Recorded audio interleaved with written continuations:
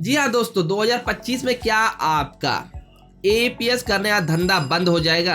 ये मैं नहीं कर रहा हूँ, ये प्राप्त जो चीज देखने को मिल रहे हैं सामने, उसके हिसाब से मैं इस तथ्य रख रहा हूँ। आप में से कई सारे लोग पार्ट टाइम या फुल टाइम फाइनेंशियल काम जैसे कि पैसा निकासी, पैसा जमा, इसके रिगार्डिंग बैंक अकाउंट ओपनिंग, अलग अलग तरह के काम अपने शॉप पे प्रोवाइड करते, ज्यादातर एपीएस यानी फिंगर पैसा निकालने के काम को। लेकिन इस काम में इतने ज्यादा ही स्ट्रिक्ट यहाँ पे रूल्स रेगुलेशन होते जा रहे हैं कि इससे काम को कर पाना काफी ज्यादा कठिन होता जा रहा है। तो जानेंगे आज की इस वीडियो में क्या 2025 में आप जिस भी कंपनी का इस्तेमाल करते हो इस धंधे को कंटिन्यू रख सकते हो या फिर इस धंधे को आपको बंद करना पड़ जाएगा। वीडियो काफी ज्यादा इंफॉर्मेटिव होने वाली, वीडियो को बिना एक पल स्किप किए एंड तक बने रहिएगा।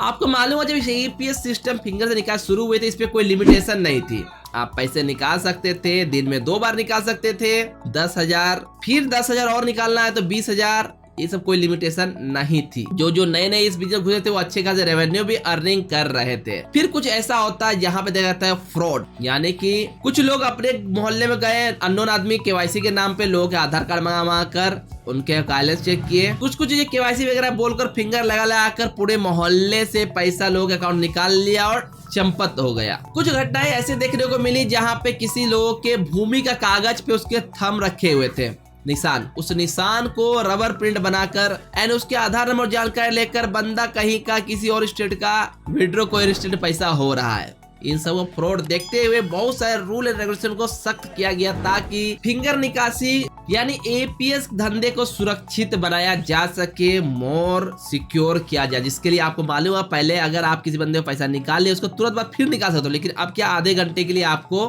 रोक दिया जाता है। अगर आपने किसी का विड्रॉ कर लिया है तो आप पर डे मैक्सिमम 10,000 तक निकाल सकते हो, पर डे या एक ट्रांजेक्शन या 2 ट्रांजेक्शन ही आपको मिलती है। अगर आपने इससे बार बार ट्राई किया विड्रॉ करने के तो कई सारे एपीएस कंपनी आपकी आईडी को बैन भी कर सकती है, यानी कि उससे लगेगा कि आप फ्रॉडुलेंट ट्रांजेक्शन करने की कोशिश कर रहे हो, पैसे कस्टमर खाते में है नहीं, आप विड्रॉ करने की कोशिश कर रहे हो या फिर आप बार बार विड्रॉ करने की कोशिश कर रहे हो, जिस कारण आपकी वो कंपनी आपकी आईडी को बंद भी कर सकती है।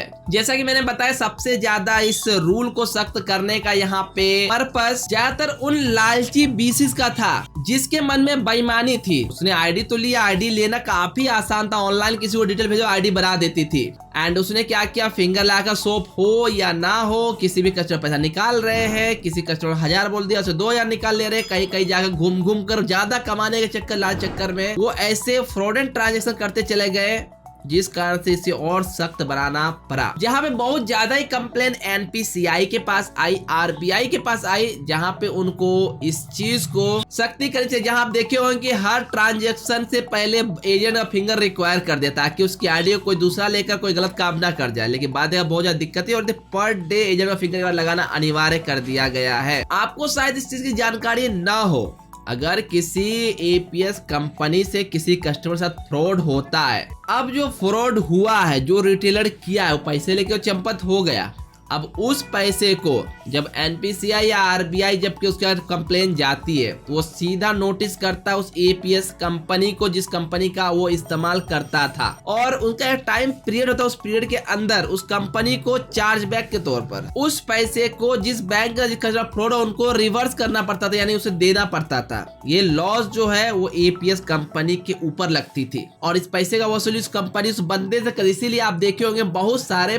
पिन कोड के ऊपर, यानी कहीं एक फ्रॉड हुआ है पूरा पिन कोड पे ही। मैं बड़ी बड़ी कंपनी की बात कर रहा हूँ, उसने अपना आईडी क्रिएशन को ही बंद कर दिया। जैसे जिस पिन कोड से मैं बिलोंग करता हूँ, मैं डिस्ट्रीब्यूटर हूँ इस एरिया का, किसी एक पार्टिकुलर कंपनी का, मैं यहाँ पे नया कस्टमर का ऑनबोर्डिंग यानी बीसी अकाउंट क्रिएट नहीं कर सकता क्योंकि हमारा एरिया भी कुछ सस्पिशियस एक्टिविटी होने के कारण यहाँ पे ऑनबोर्डिंग बंद है। तो आप समझ ही सकते हो अगर आपके एरिया में आईडी बनेंगे तो समझिए सिंपल सा ये धंधा भी धीरे धीरे बंद। और जिनकी आईडी थी उनकी आईडी पे बहुत सारे लोग आईडी केवाईसी रिक्वायर कर दे गई, स्वॉप वेरिफिकेशन रिक्वायर कर दिया, जिन्हें लेकर उनका अकाउंट को बंद कर दिया गया ताकि वो कंपनी ये सुनिश्चित कर सके कि उसका लॉस, क्योंकि फ्रॉड हो गया तो कंपनी को पे करना होगा, कंपनी बाद में उस बंदे वसूले जैसे वसूले अलग का बेटर रहता है, लेकिन कंपनी को लॉस लगेगी। अब आप जो भी कंपनी का यूज करो, कंपनी बोले नहीं भैया जिसका शॉप है जेन्युइन बंदा उसका अपना काम कर रहा है, उनका सारा ब्यौरा निकाल लेता है वो, तो जिसका शॉप था वेरिफिकेशन उनका आईडी एक्टिवेट है, जिनका नहीं हुआ उसका आईडी को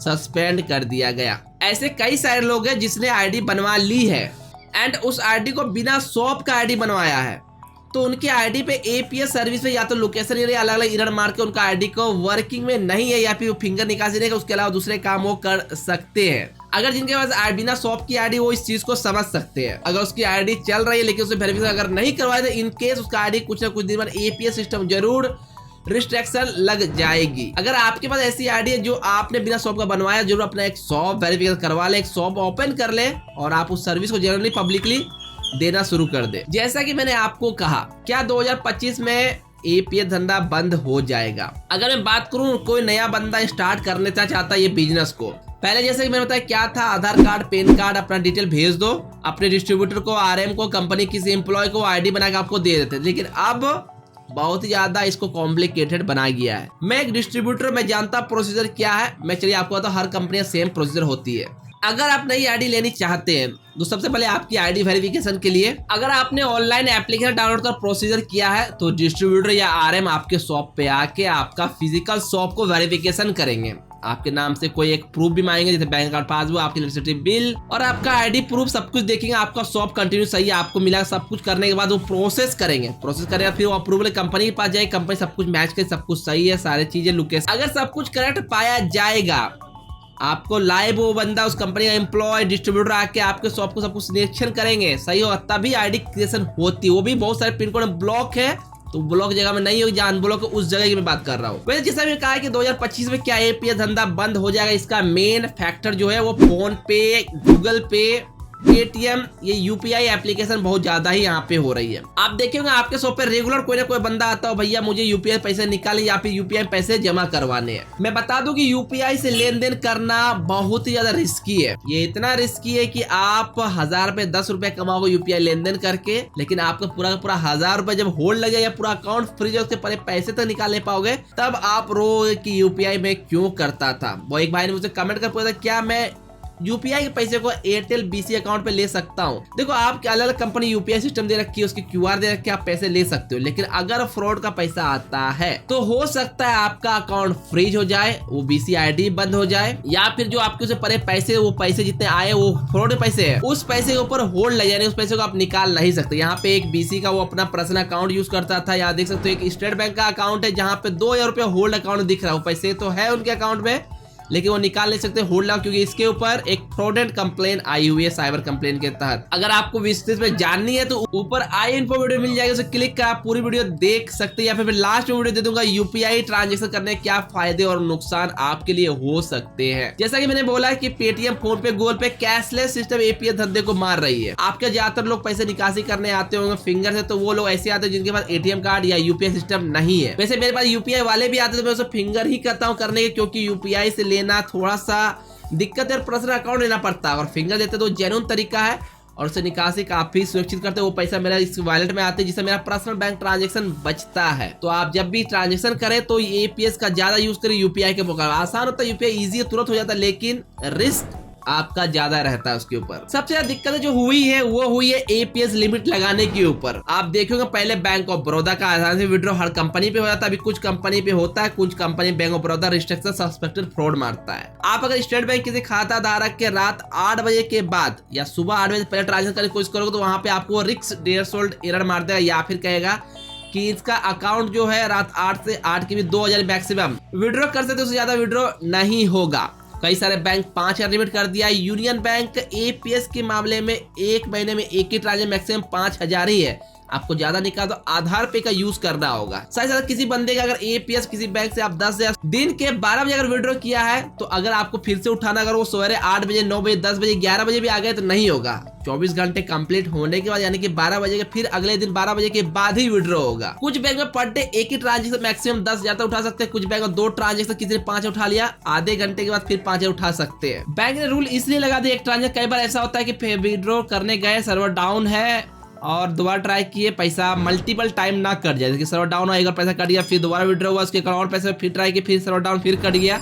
प्लस कभी कभी ऐसा होता है एक बार पैसा उठा लिया, बचाओ कुछ रिटर्न फ्रॉडेंट काम करने की कोशिश करते हैं, तो और ट्रांजेक्शन कर सके निकाले गए, तो 30 मिनट का यहाँ पे रिस्ट्रिक्शन लगाएगी। एक एपीएस सक्सेस होने के बाद 30 मिनट रुकने के बाद अगर मैक्सिमम 10,000 विड्रॉ नहीं होता है, 5 उठाए 5 और निकाला 30 मिनट, फिर अगर बैंक अलाउ करती है मल्टीपल यानी 2 ट्रांजेक्शन पर डे तो 5 और निकाला जा सकता, लेकिन महीने में 4 ट्रांजेक्शन और मोस्टली बैंक एक दिन में 1 ट्रांजेक्शन ही देती थी। इससे पहले इंडोसिन बैंक मैंने देखा है 20,000 मैंने पर डे निकाला, उससे 10,000 फिर थोड़ी निकाला फिर 10,000 निकल जाता, लेकिन अब वो सिस्टम पूरी तरह से बदल गया है, रिस्ट्रिक्शन लग गई है, रूल काफी सख्त हो गया, जिसे हम कह सकते 2025 में इस रूल के चलकर अभी देखो फिंगरप्रिंट डिवाइस इशू आ रही है मोर्फो मंत्रा के ऊपर। नए डिवाइस जो परचेस कर रहे हो वो काम ही नहीं कर रहा, UIDAI से एक्टिवेट ही होके नहीं आ रहा, ना मोर्फो ना मंत्रा नए वाली काम करने में। लोगों ने खरीद लिया है, एक्टिवेट नहीं, -211 एरर या मंत्रा में 156 तक एरर आ रहा है, मोर्फो रजिस्टर ही नहीं हो रहा है, इनिट प्रोसेस फेल, मोबाइल में भी रजिस्टर नहीं हो रहा है, और जो ओल्ड डिवाइस है वो तो बंद होने ही वाली है, उसका डेट बढ़ रहा है लेकिन वो बंद हो ही जाएगा जब ये नए डिवाइस प्रॉपर्ली वर्क करने लगेगा। तो इन सब चीजों को ध्यान में रखकर हम कह सकते हैं कि APS धंधे को चलाना काफी ज्यादा कठिन हो गया है, जिसे सरवाइव करना 2025 हो सकता है। ये सब देखते हुए आपको चलाना मुश्किल हो जाए, आप इस काम को बंद कर दे।